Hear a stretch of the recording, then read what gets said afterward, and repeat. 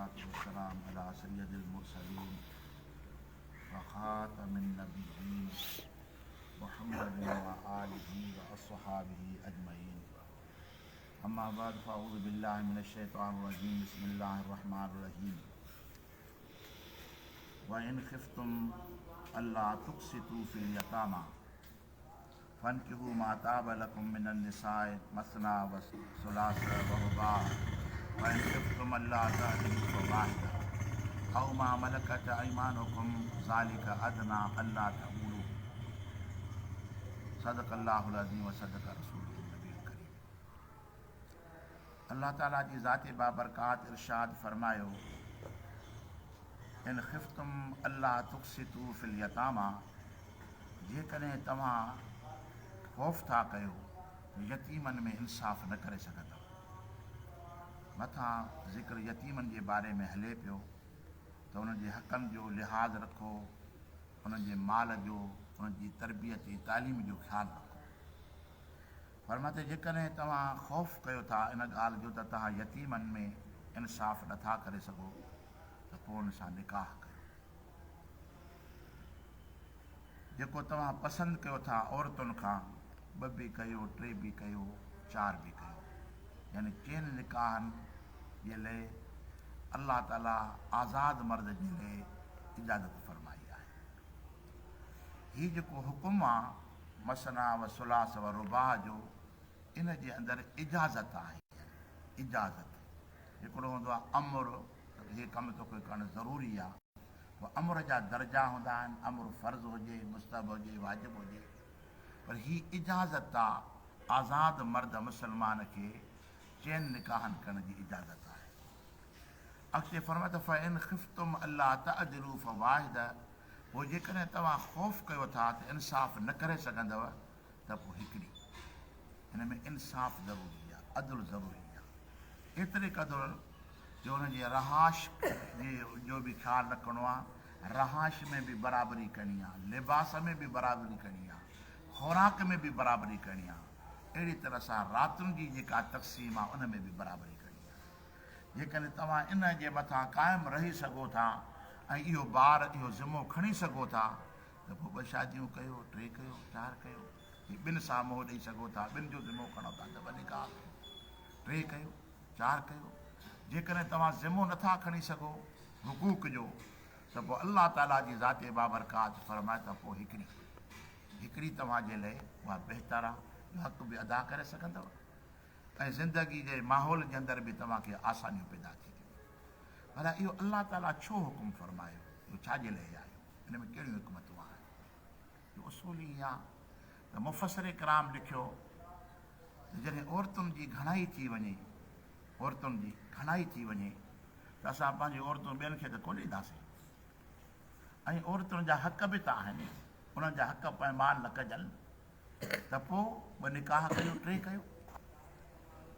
जीअं त महबूब करीम सल्लल्लाहु अलैहि वसल्लम जे ज़ाहिरी ज़माने अतहर जे अंदरि जिहाद ते मर्द मुजाहिद वेंदा, जंग कंदा, पोइ हुन में खोड़ शहीद थी वेंदा। उहे जो शहीद थी वञनि त उनजी औरतूं बेवाह थी वञनि, उन्हनि जी किफ़ालत केरु करे, उनखे ख़र्च केरु ॾे? ॾिसो त हाणे बदर वारी जंग जे अंदरि महबूब करीम सल्लल्लाहु जा 70 सहाबी शहीद थी विया। छा सभु गैर शादीशुदा हुआ? पोयां हुननि पंहिंजूं घरवारियूं छॾियूं, अयाल छॾियो। पोइ अल्लाह ताला जी ज़ात बाबरकात उन तक़सीम खे आसान फरमाइण जे लाइ अल्लाह ताला जी ज़ात बाबरकात फर्द ॿ बि कयो, टे बि कयो, चार बि कयो, त जीअं उन्हनि जी किफ़ालत थी सघे। तव्हां मुस्लमान पंहिंजूं मायूं ॿियनि खे त कोन ॾींदव न। पोइ हिन जंगनि जे मैदान जे अंदरि केतिरा ई मर्द शहीद थी पिया वञनि, पोइ उन्हनि जूं औरतूं बेवाह थी पियूं वञनि। पोइ अल्लाह ताला जी ज़ात बाबरकात इहा मर्दनि खे इजाज़त ॾिनी त उन्हनि औरतुनि जी किफ़ालत खे उन्हनि जो बि घर ठही पए। हक़ीक़त में इस्लाम हिकिड़ो दीन आहे, पर रूह वारो दीन आहे। ईअं न आहे जो उनजा अहकाम जेके आहिनि सो सिर्फ़ु जो उन में का हिकमत न हुजे, बल्कि अल्लाह ताला उन में हिकमत बि रखी आहे, हिन में अल्लाह ताला राज बि रखियो आहे। सिर्फ़ु पंहिंजी ज़रूरत जे लिहाज़ सां न, जो पैसो घणो आहे, माल घणो आहे, मां ॿ शादियूं कयां, टे कयां, पर हुकूक खे अदा करण जो अल्लाह ताला हुकुम फरमायो आहे। त हाणे जेके औरतूं बेवाह थी वञनि उन्हनि जे हक़नि खे केरु अदा करे? इहो हुकुम आज़ाद मर्दनि जे मथां अची वियो इन मां अल्लाह ताला जे महबूब करीम सल्लल्लाहु अलैहि वसल्लम जी ज़ाते बाबरकात फारिग आहिनि। सुहिणे महबूब करीम सल्लल्लाहु अलैहि वसल्लम इन पाबंदी में न आहिनि। महबूब करीम सल्लल्लाहु अलैहि वसल्लम हिक वक़्त में 11 औरतूं पंहिंजे घर मुबारक में रखियूं आहिनि, पर उन में अक्सर बेवा आहिनि।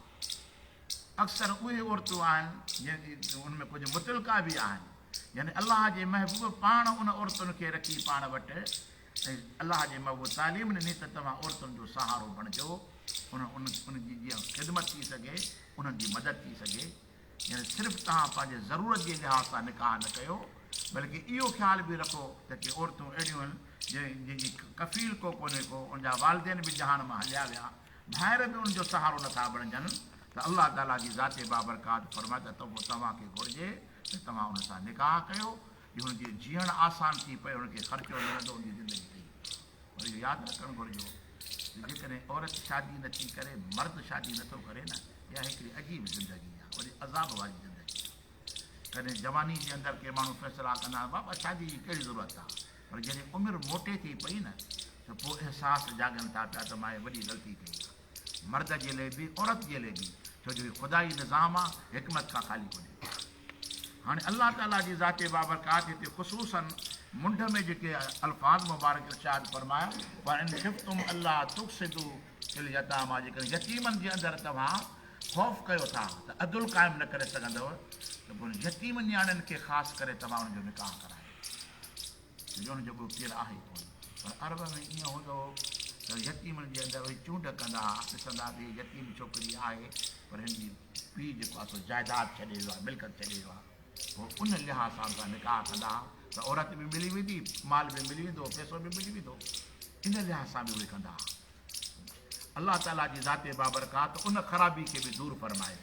अल्लाह ताला इन लिहाज़ सां बि न, जो जे माल हुसूल जे वास्ते, या जेकॾहिं कंहिं वटि माल मिल्कियत न हूंदो उनखे नज़रअंदाज़ करे छॾींदा, यतीम आहिनि कहिड़े, पर अल्लाह ताला जी ज़ाते बाबरकात पर त इन जो सहारो बणिजो, छो जो तव्हां इनजे मथां मुक़ररु कया विया हो, तव्हांजे ज़िमे जे अंदरि हुनजी किफ़ालत आहे, त हाणे जंहिंजे ज़िमे जे अंदरि किफ़ालत ईंदी त अल्लाह ताला जी ज़ाते बाबरकात इरशाद फरमायो त हाणे उन्हनि ॿारनि जो निकाह करणु जेको आहे उनजे ज़िमे में दाख़िल आहे, त हाणे उनखे घुरिजे त जॾहिं बुलूगत वारे आलम में उहो पहुता आहिनि, त हाणे उन्हनि खे घुरिजे त उन्हनि छोकिरियुनि जो निकाह कराइनि। पंहिंजे घर में कनि त बहितर आहे, न त को भली जाइ ॾिसी करे सुठो रिश्तो हुनजो कनि। अल्लाह ताला जी ज़ाते बाबरकात औ मां मलकत अयमानुकुम ज़ालिक अदना अल्लाह ताउलू। अल्लाह ताला जी ज़ाते बाबरकात इरशाद फरमायो, पोइ तव्हांजे लाइ हिकिड़ी, जेकॾहिं तव्हां अदुल क़ाइमु कयो, अदुल निकाह जे अंदरि अदुल खे अल्लाह ताला आंदो ऐं हमेशह जहिड़ो नाइंसाफ़ी ते थींदो आहे, कॾहिं औरत दाह कंदी नाइंसाफ़ी आहे, कॾहिं मर्द दाह कंदो त नाइंसाफ़ी आहे, पर अल्लाह ताला ज़िक्र अदुल जो करे थो त इहे ॿई रिश्ता तॾहिं क़ाइमु रहंदा जॾहिं अदुल हूंदो, अदुल न हूंदो त रिश्तो क़ाइमु न थी सघंदो। तंहिं करे अल्लाह ताला जी ज़ाते बाबरकात फरमायो, पोइ हिकु औरत खे तव्हां निकाह में रखो जीअं तव्हां अदुल खे क़ाइमु करे सघो। असुल अदल मां मुराद उन जा हुकूक, यानी मर्द जे मथां औरत जा हक़ आहिनि, औरतुनि जे मथां मर्द जा हक़ आहिनि। फरमाए त औ मां मलकत अयमानुकुम, पर जेकॾहिं तव्हां हिकिड़ी रखो था पिया, ॿियूं जेकॾहिं बानियूं आहिनि त बानियुनि में हिसाब आहे ई कोन, हिन वक़्तु उहो दौरु ख़तमु थी वियो आहे। बाज़ अरबनि जे इलाइक़नि में इहे शयूं आहिनि, उहो नसलु हले थो पियो, पर बानी जे अंदरि इजाज़त आहे जेतिरियूं बि बानियूं रखो, उहे बानियूं रखण जो हुकुम आहे। फरमाए त ज़ालिक अदना अल्लाह ताउलू, अल्लाह ताला जी ज़ाते बाबरकात फरमाए त इहो वधीक जेको आहे सो वेझो ज़ोर आहे इंसाफ़ खे, तव्हां ज़ुल्म न कयो, नाइंसाफ़ी न कयो। अल्लाह ताला जी ज़ाते बाबरकात रिश्तनि खे क़ाइमु रखण जे लाइ अल्लाह ताला जी ज़ाते बाबरकात अदुल जो ज़िक्र फरमायो आहे। जंहिं जॻह ते अदुल हूंदो आहे उन जॻह ते रिश्ता क़ाइमु हूंदा आहिनि। हर रिश्ते जो लिहाज़ रखिणो आहे, हर हिक जो ख़्यालु रखिणो आहे, माइट जो ख़्यालु रखिणो आहे। जेके बि रिश्ता अल्लाह ऐं अल्लाह जे रसूल असांखे जोड़े ॾिना आहिनि उनजो एहतराम करिणो आहे। जेकॾहिं उनजो एहतराम कबो त अल्लाह ताला जी ज़ाते बाबरकात उनजो अजुर बि अता फरमाए थो ऐं जीअण बि आसान थी थो पए।